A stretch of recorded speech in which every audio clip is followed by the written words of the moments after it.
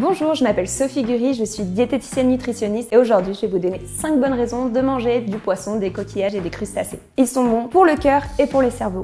Parce qu'à l'intérieur, on retrouve des minéraux, du phosphore, du sélénium, de la choline, mais on a aussi des oméga 3. Ce sont les fameux bons gras. Mais on n'oublie pas aussi les fruits de mer, par exemple les huîtres. Elles aussi, elles contiennent des oméga 3, du zinc, du magnésium, de l'iode. Ce sont tous ces éléments qui vont être très intéressants pour le fonctionnement du cerveau, mais aussi pour la protection de tout ce qui est cardiovasculaire. Ils sont aussi bons pour le moral. Certaines études montrent qu'une carence en oméga 3 pourrait avoir un impact direct sur un état dépressif ou anxieux. Pour être en forme, avoir un bon moral, on va manger notamment des poissons gras qui apportent les fameuses oméga 3 comme le maquereau, les harengs, les sardines et aussi la truite. Une excellente source de protéines. Donc, les poissons, ils apportent notamment des acides aminés dits essentiels parce que notre corps ne peut pas les fabriquer. Et c'est pareil pour les coquillages et les crustacés, les coquilles Saint-Jacques, les bulots, les moules. Ils apportent aussi des protéines. Toutes les protéines dans notre organisme, elles ont un rôle notamment structural pour nos muscles, pour nos cheveux, pour la peau, toutes les réactions qui vont se passer dans notre organisme.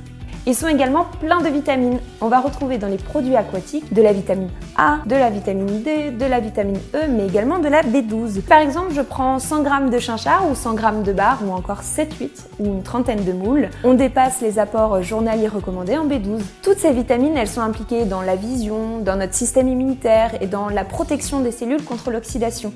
Et il faut dire qu'il y en a pour tous les goûts.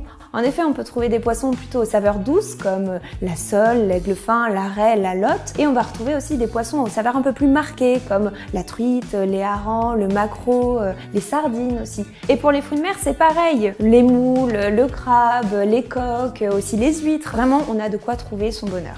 Les recommandations officielles de l'ANSES préconisent une consommation de 2 portions de poisson par semaine avec une alternance entre un poisson gras et un poisson maigre. Le tout en variant les lieux d'approvisionnement et les espèces consommées. On peut les faire à la poêle, au four, en papillote, à la vapeur, on peut aussi les faire à cuisson basse température. On peut aussi les consommer de temps en temps en conserve ou même surgelés, c'est pratique et ça permet d'en avoir toujours sous la main. Et maintenant, à vous de jouer et à vous de vous régaler.